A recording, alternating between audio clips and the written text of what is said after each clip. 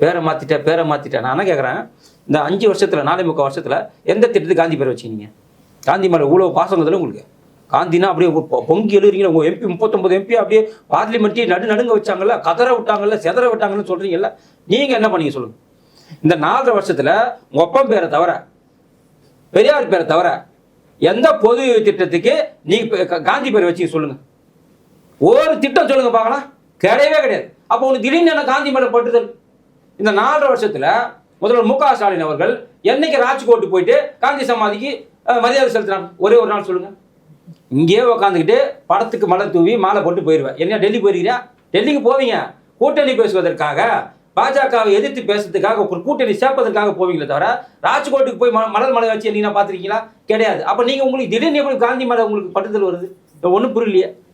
காந்தி பேரில் நீ ஏதாச்சும் நீ பண்ணியிருந்தாக்கா நீ பேசுறது கரெக்டு. காந்தி மேலே ஏன்பா நான் இத்தனை திட்டத்தை காந்தி பேர் வச்சிருக்கிறேன், நீ இந்த திட்டத்தை காந்தி பேர் எடுன்னு கேட்கலாம். காந்தி பேரை சொல்வதற்கு அருகதையற்ற நபர்கள் திமுகவினர், திகாவினர்.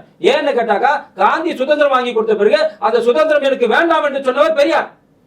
எங்களை ஆங்கிலேயர்களை ஆண்டு கொள்ளுங்கள், காந்தி சுதந்திரம் வாங்கி கொடுத்த சுதந்திரம் எனக்கு வேண்டாம் என்று சொன்னவர் பெரியார்.